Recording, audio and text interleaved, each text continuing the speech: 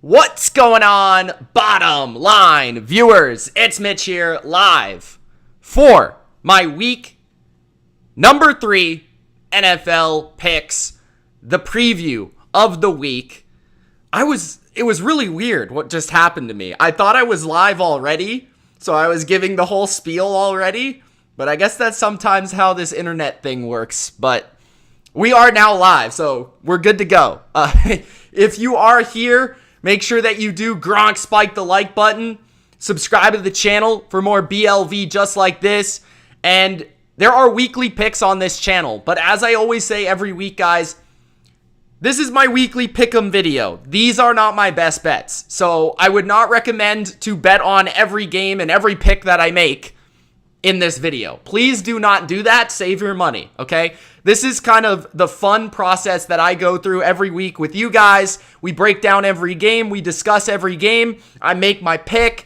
Then tomorrow, you're going to see a nice little pretty short on the YouTube, and it will have all the scores for every game, so make sure you check that out as well. And then for the rest of the week, the best bets are coming out. So, how did I do last week? How have I been doing this season? Let's check it out. Okay, so far this season, I am not doing great, to be honest. I mean, the first 2 weeks are typically pretty tough, so I'm going to give myself a little bit of a break here. But I'm 18-14 overall versus the spread. I'm actually doing better versus the spread through 2 weeks than I am straight up. Straight up, I am 17-15. Both straight up and versus the spread last week, I went 9-7, so just above 500. At least we're not below 500. I can say that much. But we're looking to do better, and eventually we're going to hit a stride here where we get on fire. But we're just waiting for the breakout week. That's for sure. We're waiting for that breakout week. What's going on, everybody in the chat? Let's say hello to my people in the chat. We've got Harley Quinzel, who says, welcome, everybody. Please remember to Gronk spike the like button. We've got Dante King in the chat. We've got Tessa in the chat. Vladimir Isaac, who's given me some motivation. He says, I need you to tighten up with the picks. LFG. Much love, bro. Thank you, man. And yes, I will. I'm going to get better for you. I'm going to get better. Singh says, hello, Mitch. How's your day been? It's been all right. I had to go to the dentist today, so that wasn't, I guess, that fun. But it's all good. Dylan, what's up, man? How you doing? We got Sports SVS. I don't know. Says, I'm Katie. Remember me. Yeah, I do remember you from the chat last year. Thank you for joining. Monty's in the chat, of course, saying Gronk spike the like button. Ultra says, hashtag rise up. Firefly Gaming. Thank you so much for the super chat, man. $5 from Firefly Gaming. Everybody give a shout out to Firefly Gaming. He says, playoff picks at the end of the video. Also, can I get a shout out for the Buffalo Bills Mafia? Shout out Bills Mafia. You guys really kill it. I went to your stadium only once. I want to go back, but you guys are awesome. A home crowd that's incredible. I'll never forget you guys literally throwing yourself through flaming tables like you're Mick Foley in 1998. So I absolutely love Bills Mafia. Even though I'm a Pats fan, love that fan base. I think that the Bills fan base right now is up there. If they're not the best, they're in the discussion. And it's really cool to see the Bills being successful because it puts a spotlight on that rowdy crowd. I think if there is a crowd close to a college crowd, it's probably Bills Mafia. You gotta love it. Ryan95 is in the chat. He says, here we go, Steelers.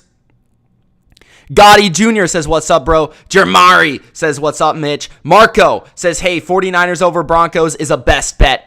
Harley Quinn, of course, with the hearts. And we've got T, who says, play the Patriots, beat the Ravens, let's go. I don't know what you just said. I don't know if that was English or what, but that was a comment. Okay, thank you guys. And a couple shout outs before we get started.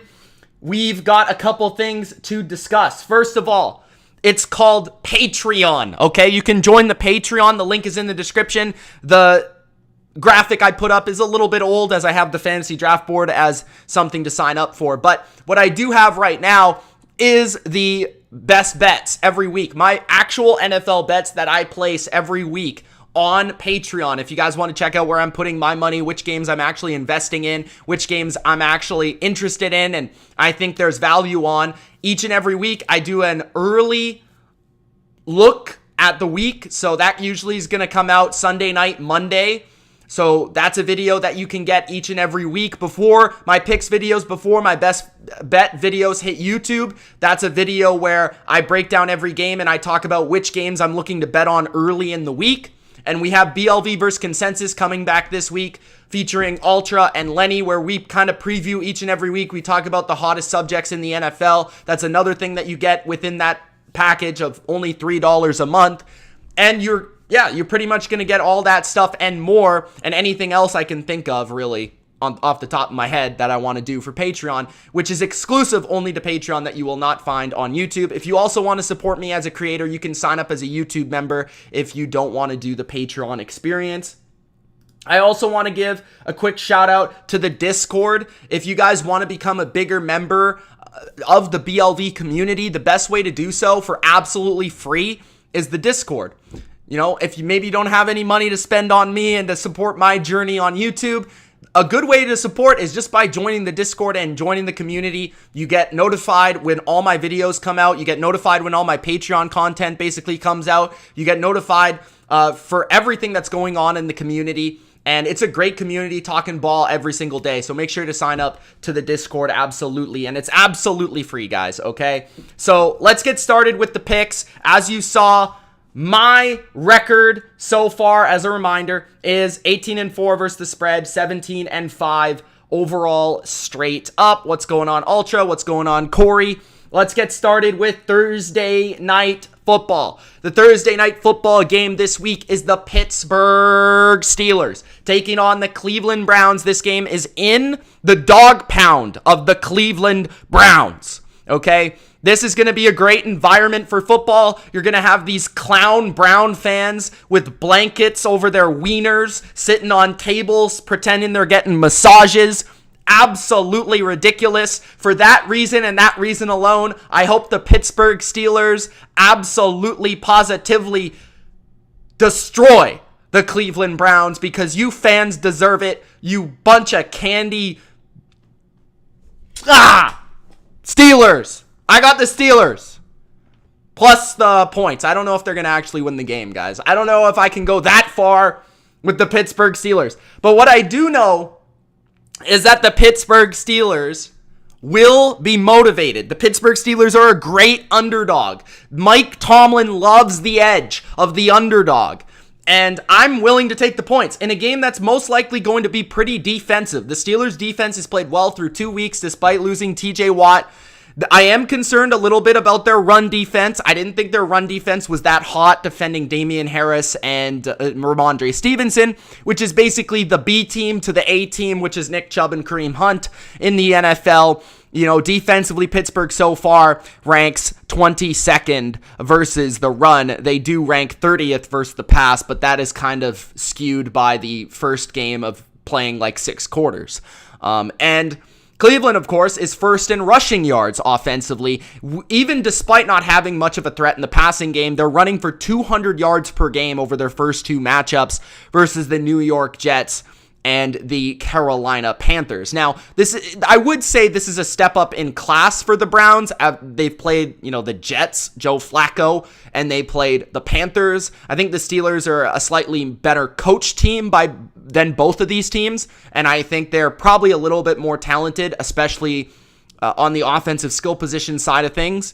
But Mitch Trubisky hasn't looked very good. Mitch Trubisky concerns me in this game. The offensive line for the Steelers concerns me in this game to be able to protect from Myles Garrett, because that guy is coming, and he's coming every single play. But the Browns are susceptible to giving up some big downfield throws if Trubisky can hit them, and they will blow a coverage or two each and every game, it feels like. So the Steelers can maybe get a little lucky in that regard, and we know the Steelers can't really run the ball. But I do think that the Steelers can do a good job of maintaining the pass game of the Browns. I just don't see them having much success in that regard. But I do feel the Browns get the edge for me because they're at home.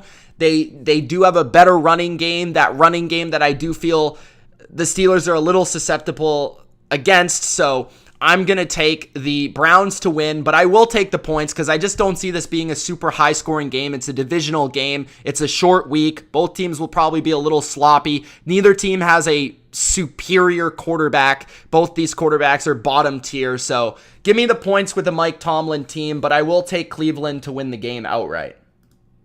Let's move to Sunday where we've got my New England Patriots, the team that everybody is underestimating.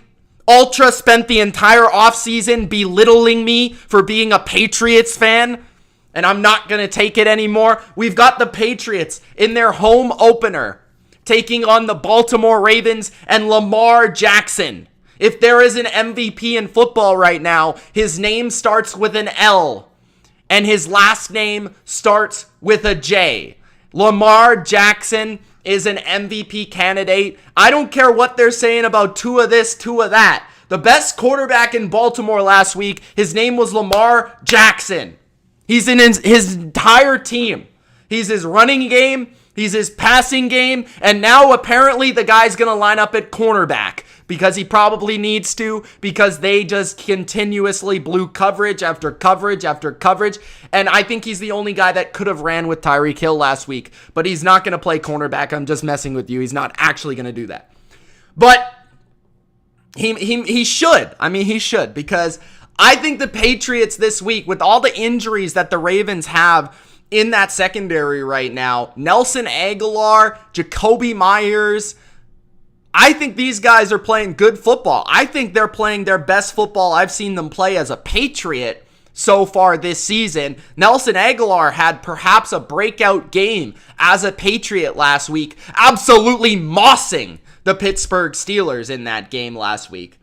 I like Agholor to really make another couple big plays down the field. This is a Ravens secondary that's susceptible to big plays. It's susceptible to speed. And Agholor is that one speed receiver that the Patriots possess that can stretch the field. And if left on an island versus a young rookie cornerback, he's going to make some plays.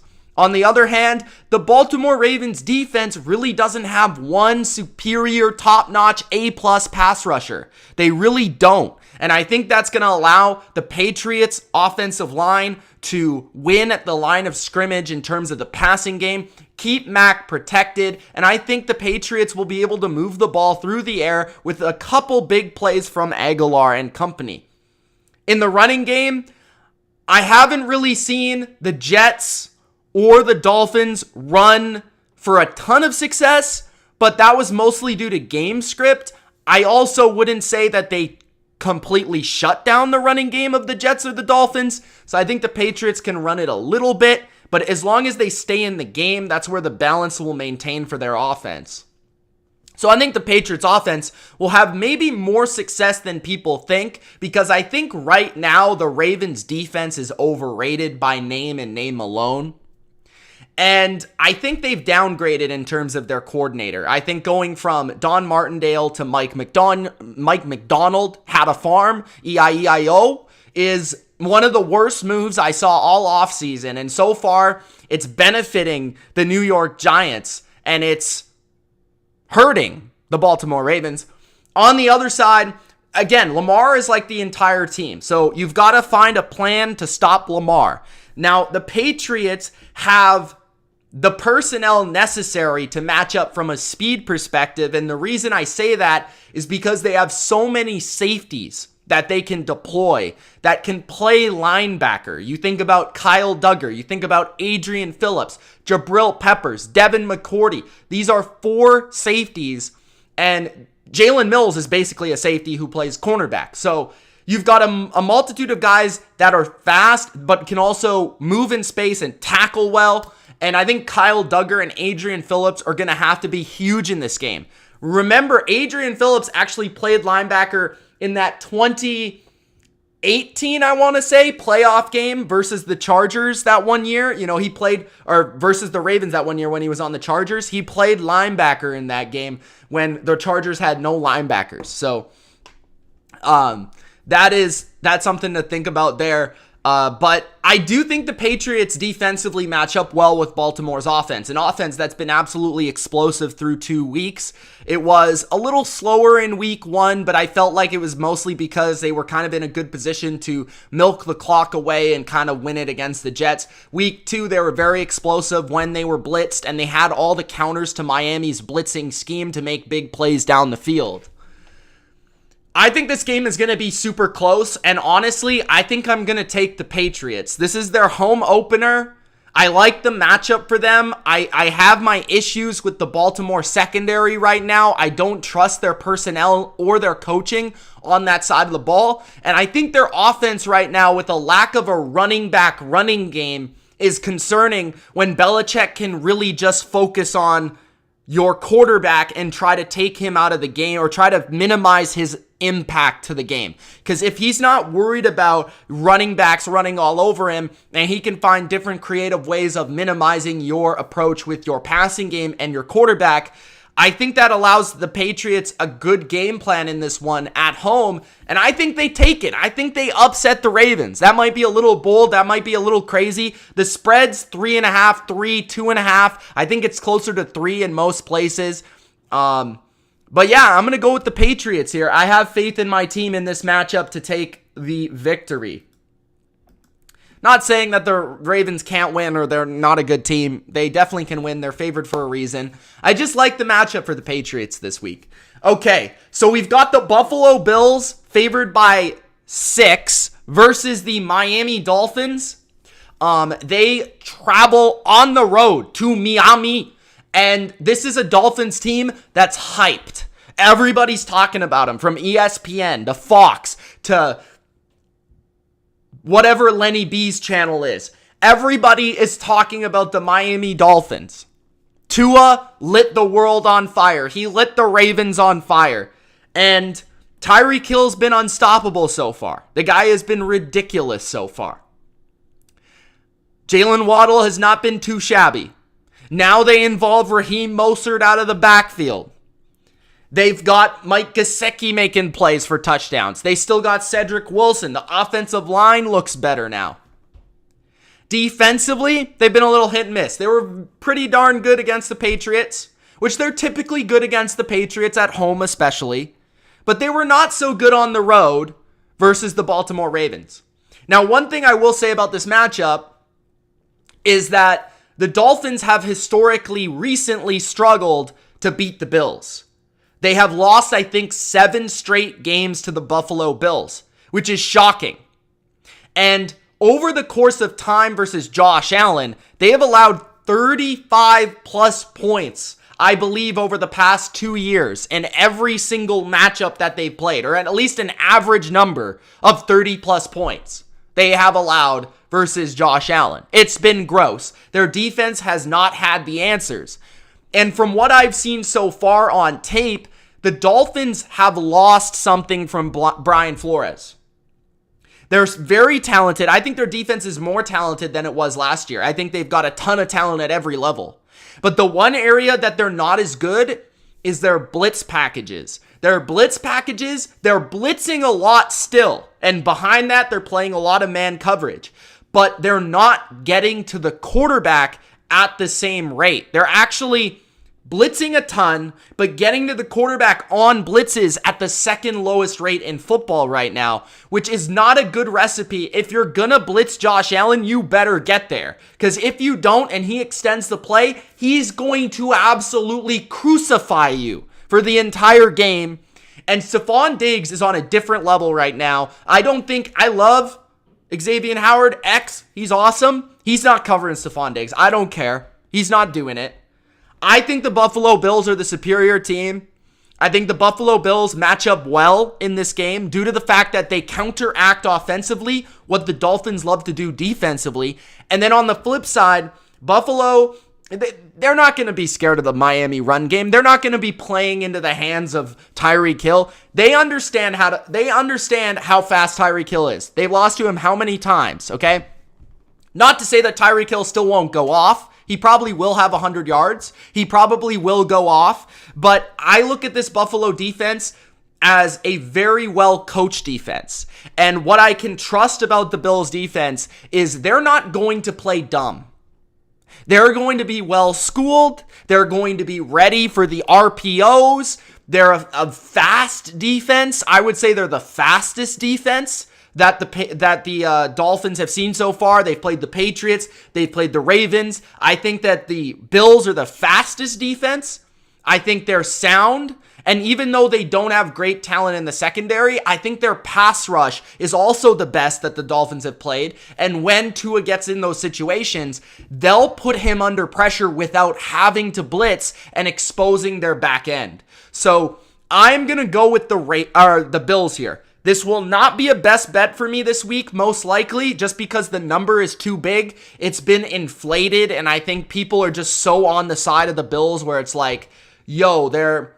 no, it's getting out of hand.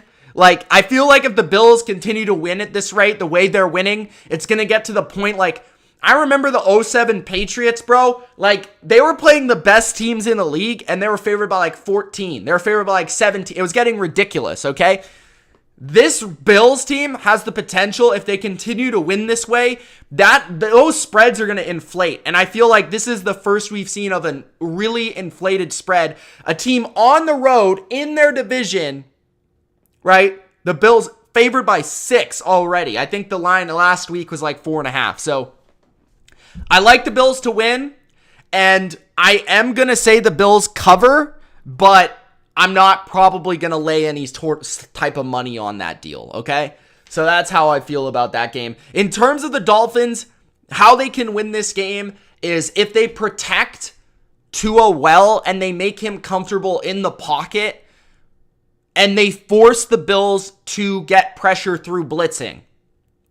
If they make Sean McDermott and Frazier and these guys coaching the defense to get more aggressive, to expose their corners in the back end, like the Ravens did, that's where the Dolphins can pounce.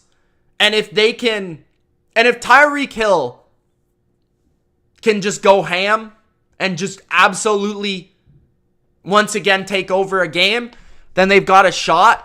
And I'm not saying they're not going to score any points. I think they are. I think this is leaning more towards a higher scoring game than a lower scoring game. But I just like the way the Bills are playing. It's hard to bet against them. It's hard to pick against them. And I think they do match up pretty well with their rival here in this game. Okay. We've got the Cincinnati Bengals at the New York Jets. Jets. Joe Flacco is absolutely clutch. Joe Flacco down 30-17. No timeouts. Hasn't been done in 2,000 plus games. Makes the comeback, wins the game. How about dem apples? Joe Flacco. I'm telling you guys, Joe Flacco, when you give him time, when you give him protection, he can still play. He's not that bad. I mean, I told you guys, he's not that bad, okay, Joe Flacco? Give him a break. He's a legend. Absolutely. January Joe. And he's at home here. They're playing Joe Burrow, the fake January Joe. The real January Joe might just show him up. I know a lot of people are going to pick the Jets. I know a lot of people are going to want to bet on the Bengals. I'm staying away. I thought the Bengals were going to bounce back last week. I had them plus 2.5 versus the Cowboys, and they still found a way to not cover the damn spread. I couldn't believe it. I absolutely lost my mind. I went nuts. I couldn't take it. It was insane. So for me, I've got the Bengals. I have to take the Bengals. I mean, if Joe Burrow takes 6 sacks in this game, I will turn the TV off and I will never watch the Bengals again. If he finds a way to get sacked 7 times, 6 times, 5 times in this game, I will never tune in to a Bengals game ever again. If the Bengals lose this game, I'm off the bandwagon. I'm done. I'm never picking them again for the rest of the year. You're playing the New York Jets with old man Flacco. Their offensive line's beat up. Their defense is beat up. They've got no pass rush right now on the edges. I mean, come on, bro. If you lose this game, you might as well quit. You might as well just put Joe Burrow on IR, see you later, and just try to get the first pick because it's done. Joe Burrow's got to respond here because I called him out. He's playing like trash. He better win this game. He told us, I don't know if this is just semantics. I don't know what this is. Joe Burrow said he deleted the Twitter app. He unfollowed the Bottom Line View on Instagram. And he deleted his Instagram app. And he's got to win this game. If he doesn't win this game, again, you heard it here first. I am never watching the Bengals play. I'm never streaming the Bengals. I'm never talking about the Bengals. I'm done. Okay? So they better win this game and they better cover. Okay? Or else I'm done. They made me lose too much money last week for me to ever watch them play. Okay. We got the Detroit Lions at the Minnesota Vikings. Hashtag restore the roar. The Detroit Lions are going to Minnesota in a hostile environment, an environment that is one of the best home fields in the NFL today. They do their school chants. There was no school chants in front of the Rocky Balboa statue in the city of brotherly love on Monday Night Football. Jalen Hurts shut them up. Darius Slay shut them up. The Minnesota Vikings, it's time to bounce back. Now, I saw a tweet earlier today, or I should say, I saw a tweet that suggested that Adam Thielen wants to leave, that Adam Thielen is done, that Adam Thielen wants to go to the Patriots. That's exactly what he said. So, Bill, you better call him up. But I think that the Vikings should win. The Vikings better win. But I don't think they're going to cover. I look at a Minnesota defense that is susceptible on the ground. I think the Detroit Lions, the way they're running the rock right now, they can run the ball. They can have time of possession. They can keep Justin Jefferson on the sideline sipping Gatorade. If Adam Thielen doesn't want to play, he's on the plane to New England already. I don't know. Maybe he doesn't want to go out there and perform. Who's going to step up? Because all I see is Kirk Cousins is just spamming one guy all day. Justin Jefferson. Now, I'm not saying that the Detroit Lions will be able to cover Justin Jefferson, because I don't think they could cover Big Al. But I do think that the Lions' offense is a real offense. It's an offense that can move the ball on the ground. It's an offense that can throw the football. And just so you know, Amon-Ra St. Brown, man, that's a baller right there. Everybody's in the NFC North. Everybody's talking about Justin Jefferson this, Justin Jefferson that. Amon-Ra St. Brown is the real deal Holyfield. So I don't think the Vikings are going to be able to cover him. Have you seen Patrick Peterson play this year? He belongs in a retirement home. And I really like the tackles for the Lions. I think they can kind of make the Vikings edge rushers that are basically their entire defense right now kind of irrelevant in this game. And as long as Jared Goff doesn't throw the ball to the other team, I think the Lions hang right in this game. I think they make this game very, very interesting. So I think the game is a one-score affair. I think it's tight down to the wire. I think Dan Campbell does what he does, which is cover. So I'm going to take the Vikings to win because I think they're the better, more talented team with the better quarterback. They're at home, and you got to believe in the school chants. But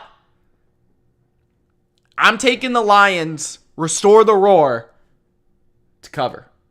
Next, we've got the What is Vegas Doing spread of the week here with the Houston Texans and the Chicago Bears. I never thought I would say this, but why are the Chicago Bears favored over the Houston Texans in this football game? This game does not make sense to me. The Houston Texans almost beat the Broncos last week. The Houston Texans tied their first game. Now, I understand the Bears beat the Niners, but it was against a quarterback who can't throw a forward pass, and it was in a monsoon.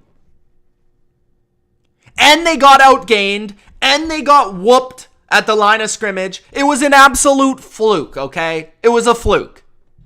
The Houston Texans, right now, this is why I'm taking the Texans, okay?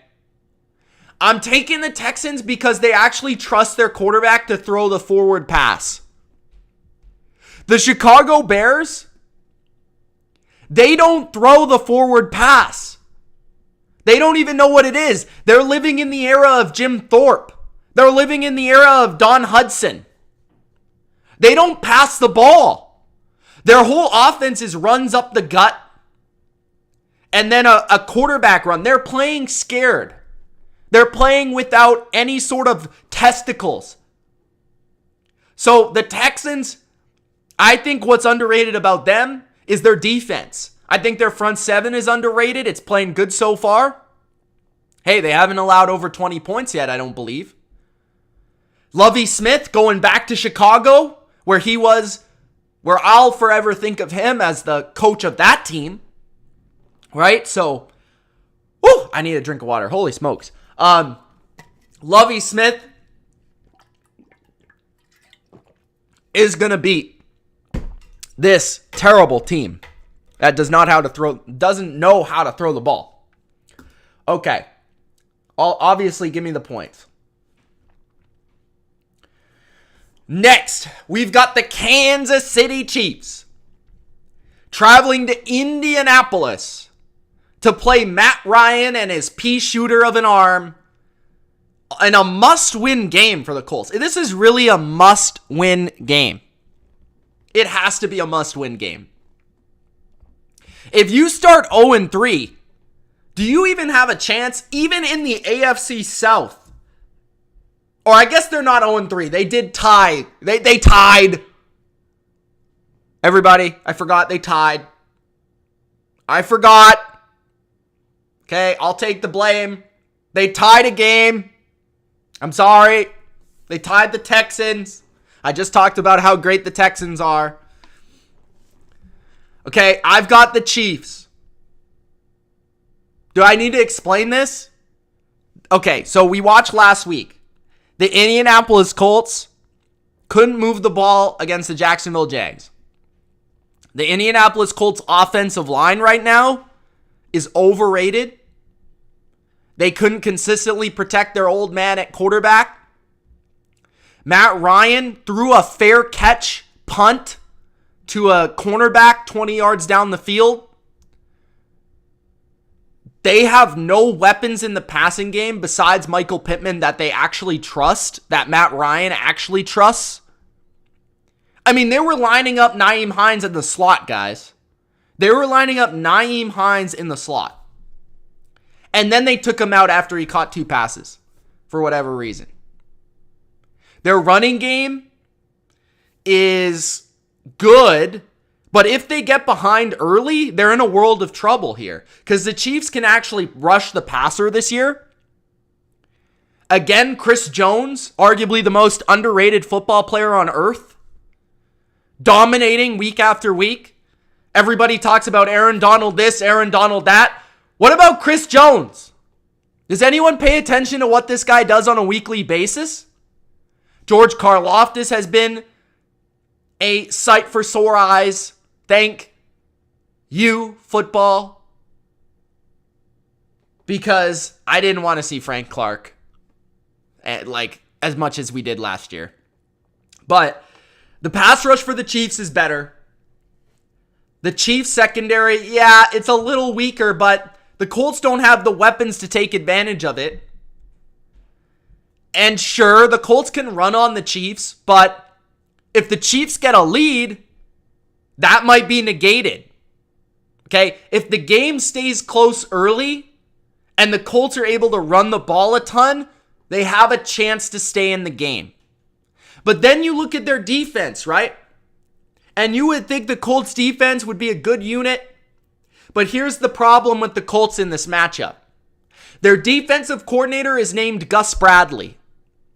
All of Chiefs Kingdom knows they've got a a poster. They've got a framed, signed, autographed poster of Gus Bradley from his time with the Raiders for the defensive coordinator that is their favorite to face, because he just plays cover three, cover three, cover three, single high, single high, single high. And that's what Patrick Mahomes and the Chiefs love to see. And that's what Andy Reid loves to see. And Andy Reid has owned Gus Bradley. And Patrick Mahomes has owned Gus Bradley. So I think the Chiefs win this game. I'm going to take them to cover because I can't trust the Colts right now. I wouldn't be shocked if the Colts made this tight. They made it competitive. They made it interesting. Because I still believe they have talent, especially at home. But the Chiefs got 10 days of rest. The Chiefs play in their favorite defensive coordinator. And Matt Ryan, I just don't think is capable of making enough explosive plays down the field to keep pace with Patrick Mahomes. So I'm going with the Chiefs. Next, we've got the Raiders. Looking for a bounce back spot. The Raiders on the road taking on the Tennessee Titans.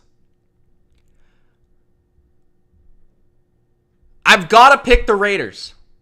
The Raiders broke my heart last week. I made them a best bet. I said my favorite bet of the week is the Raiders.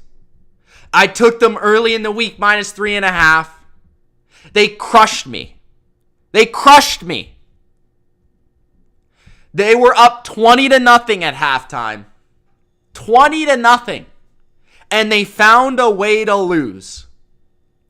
But luckily for the Raiders, they play the Tennessee Titans. Guys, the Tennessee Titans suck. Like, newsflash. The Tennessee Titans absolutely suck.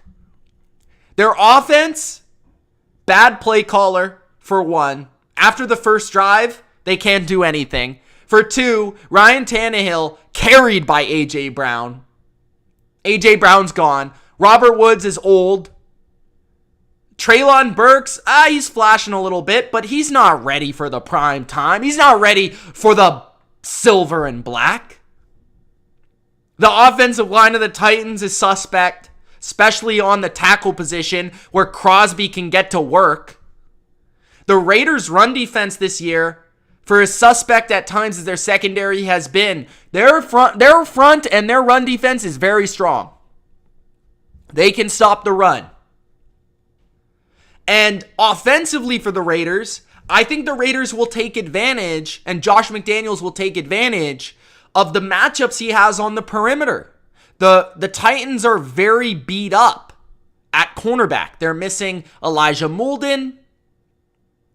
They're missing Christian Fulton.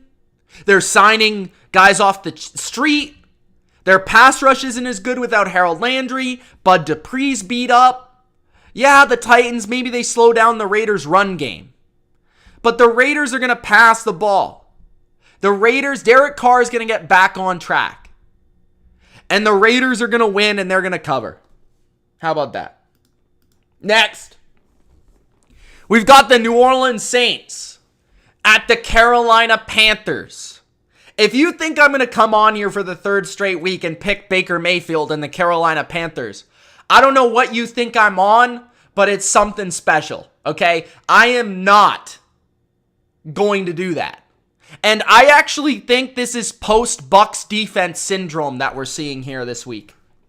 Because I've heard numerous people say that the Saints offense isn't good, that the Saints offense can't move the ball, that Jameis needs to go wherever he came from, back to FSU.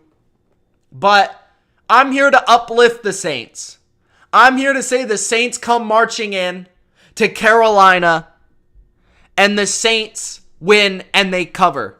I think the Saints are being underestimated in the spot because of how their offense looked versus the Bucs.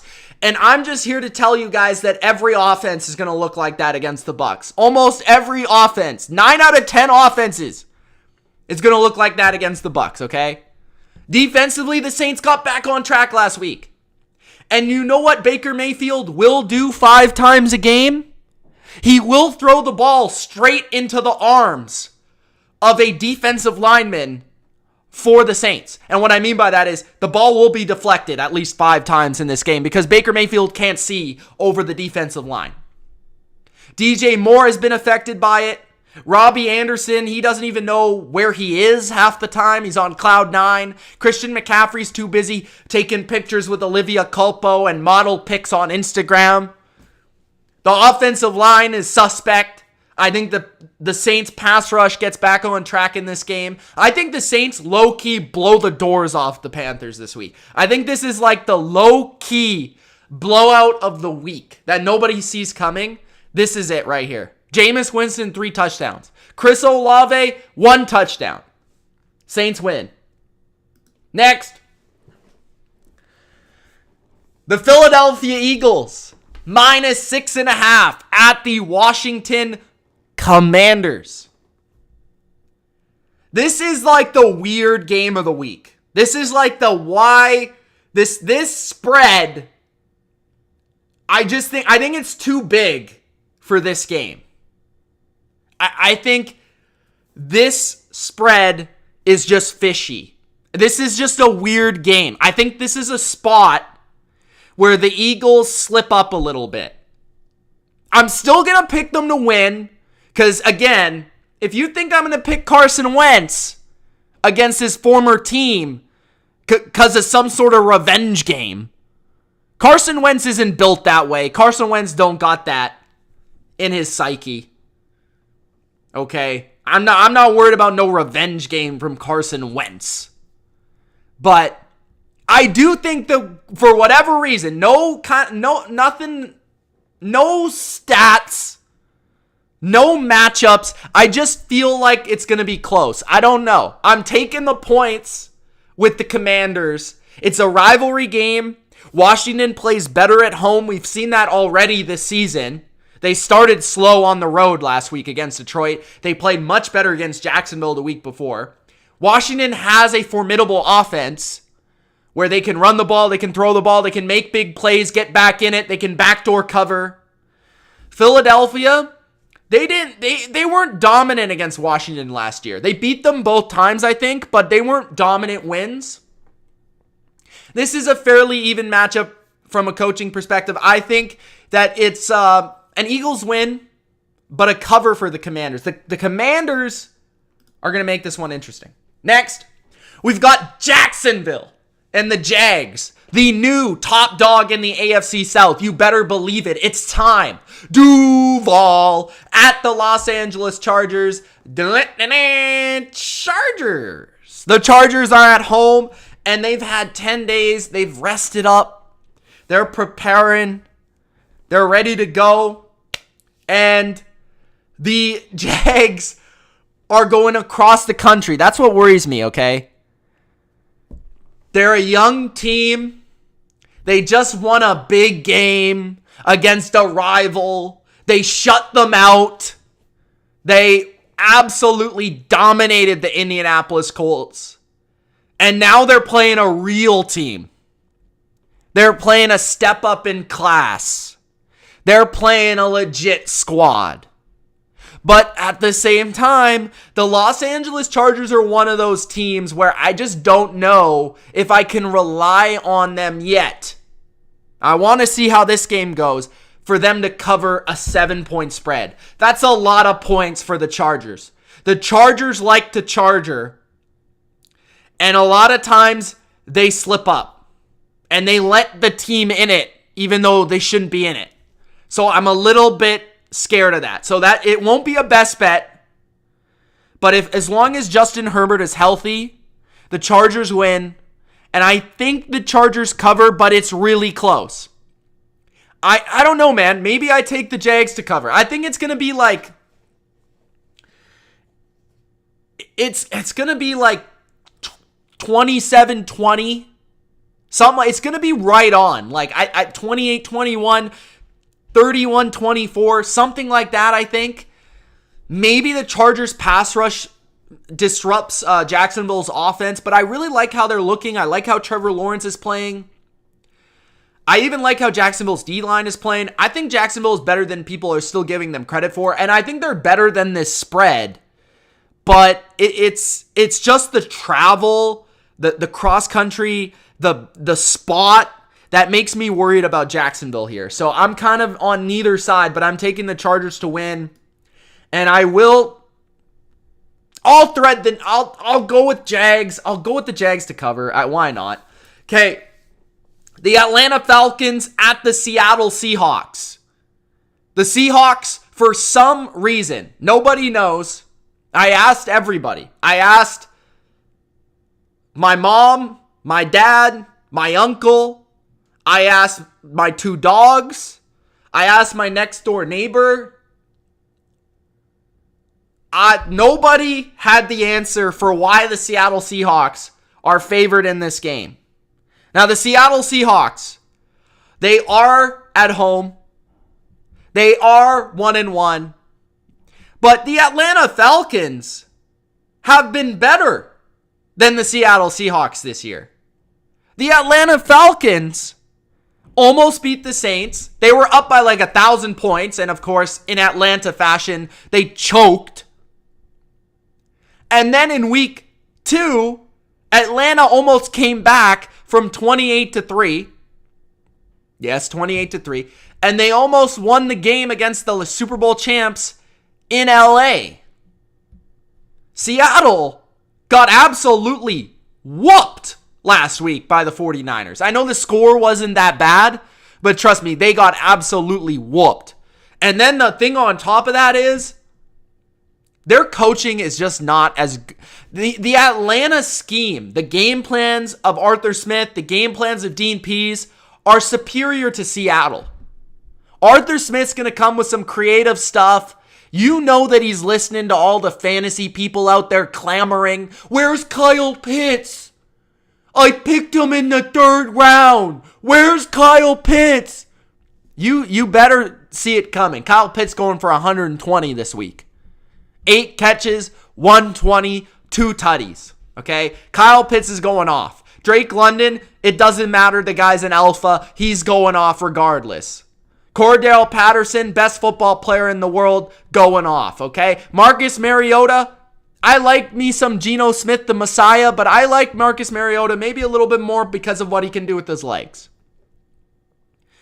Defensively, Atlanta's not great, but where they are good is they do have corners who can cover, and I don't think they'll be outmatched by DK Metcalf and Tyler Lockett. So give me Atlanta, the very minor upset over Seattle in Seattle. Okay, we've got the game of the week. It's the Green Bay Packers versus the Tampa Bay Buccaneers. Tampa Bay favored by 1. Tom Brady hosting Aaron Rodgers. At wide receiver for the Tampa Bay Buccaneers this week, I'm going to read you the starting lineup.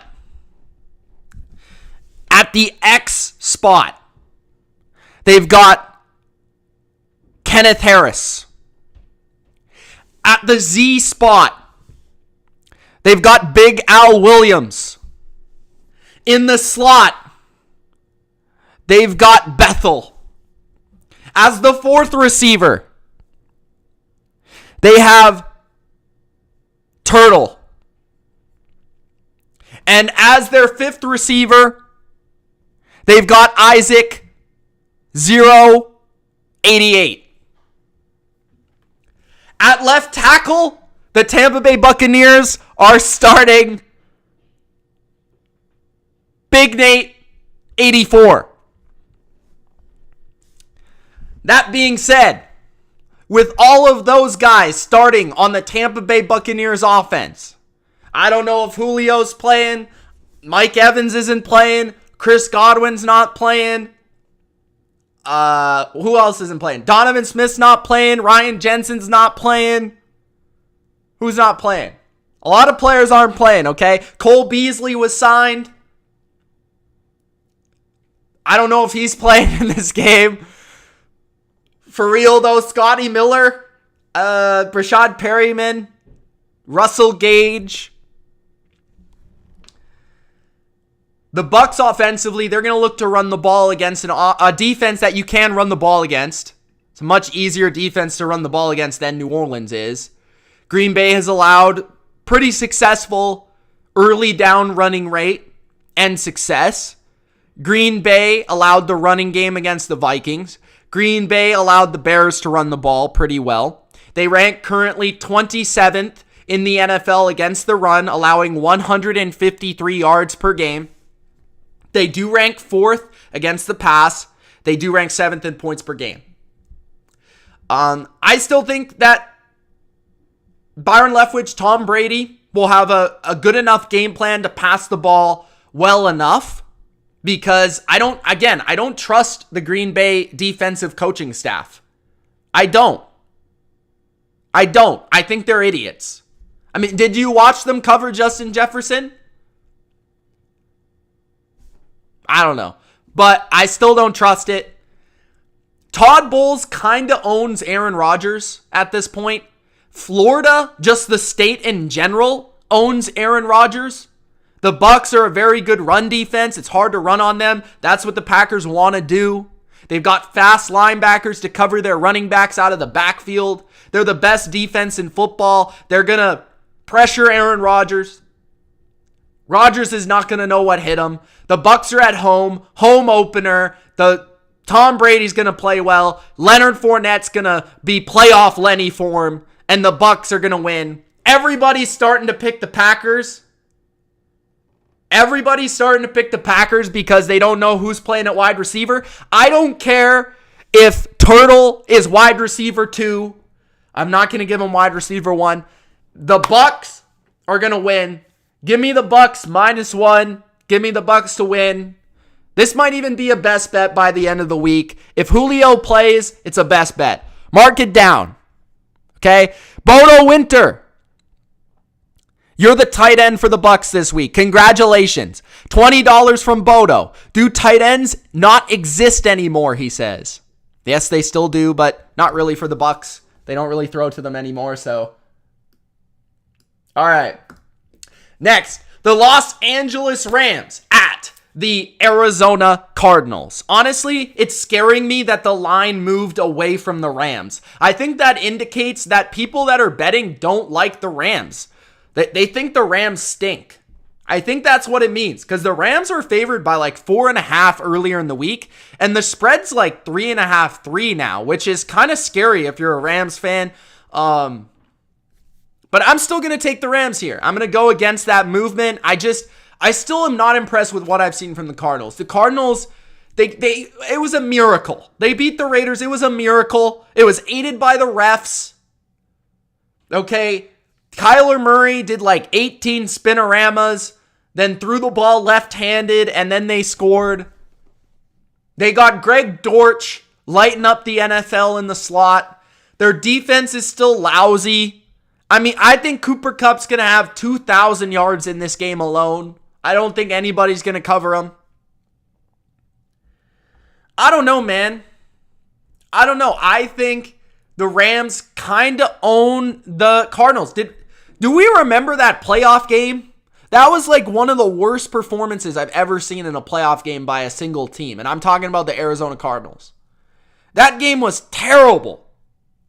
That game was atrocious. So I'm going to take the Rams. I don't even think the Rams are that good right now, but I'm going to take the Rams to win. I think their defense knows how to handle Kyler in a way that the Raiders didn't.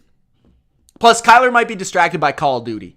San Francisco at the Denver Broncos. The Broncos are underdogs at Mile High versus the most handsome prince in Disney, Aladdin, at quarterback, Jimmy Garoppolo. He's back. Julian Edelman said he's trying to go to the Handsome Bowl in the NFC Championship game versus Tom Brady. So that is the track he is on. We've got 49ers versus the Broncos. Jimmy is back. So I know, like a nice pillow, what the 49ers are going to be. Okay? The 49ers are going to I think win this game. I trust Shanahan in Denver. Okay, think about this for a second. His dad, right? His dad, Mike Shanahan, won 2 Super Bowls in Denver. Kyle Shanahan was up for a coaching job and didn't get interviewed by the Denver Broncos. They said, we don't want him. We don't want him. So that is your mistake right there. I'm taking Kyle Shanahan and the 49ers and Jimmy Garoppolo to win this game. This is the unleashing of Deebo Samuel this week. Deebo Samuel goes off. 1 long screen for a touchdown. 1 carry run for a touchdown. Russell Wilson doesn't look the same. The pass rush of the Niners is nasty. They've got this Troy Polamalu clone playing at safety, running around the field with his head cut off, going nuts. And I like the Niners defense. I think they make it nasty out there for the Denver Broncos. And I think it's going to be hard to run on them too. And the Broncos, their most success has come on the ground on the run through their running game offensively. Defensively, I like what the Broncos have been doing, but I trust Shanahan and I trust Garoppolo in this spot. I think the 49ers win. I agree with the line movement there. And on Monday night, that should be a good Sunday night game though, by the way. And on Monday night, we've got the Dallas Cowboys, the Cowgirls, at the New York G-Men. Daniel Jones in primetime versus the next Tom Brady, according to Michael Irvin. He said it himself. He played like Tom Brady. Cooper Rush. Cooper Rush versus Daniel Jones.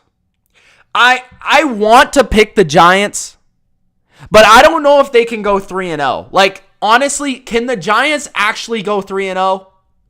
Is that really going to happen? Like, the Giants are not a very good football team. And yet they're 2-0. And yet they're making me look like a genius from the sleeper video I made like 5 months ago. I don't know, man. I don't know who to pick here. I really don't. I just don't know if I can see the Giants being 3-0. I mean, I'll be pumped. That would be cool, but like, I don't know if I could do it. Cooper Rush, man. Cooper Rush. Distributing the rock. Getting the people going. CeeDee Lamb reinvigorated. Micah Parsons is an absolute beast. I think the game's going to be low scoring.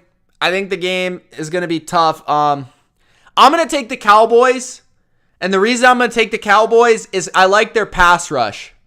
I think that it's going to make Daniel Jones make some bad decisions. And I think Cooper Rush is not very good, but he's smart enough to understand and not throw the ball to the other team. And I still don't know if Daniel Jones is smart enough. I feel like Daniel Jones is going to get strip sacked. I feel like Daniel Jones is going to throw a pick. And I think that might be the difference in the game. I like the Cowboys pass rush here. So I'm going to take Dallas to win the game. All right, guys. That's it. Those are your picks for week number 3. I hope you guys enjoyed this breakdown, this preview of week 3. If you did, don't forget to spike the like button. If you haven't already, make sure that you do. Spike the notification bell for the latest upload and to be notified when I go live, guys. Very important. The notification bell, very, very underrated asset. Spike the notification bell. Okay? Thank you guys for watching. It's Mitch. We'll see you the rest of the week. Best bets coming soon. Check out the Discord. Link in the description. Join the community. Also, check out my Patreon for my bets every single week. Peace.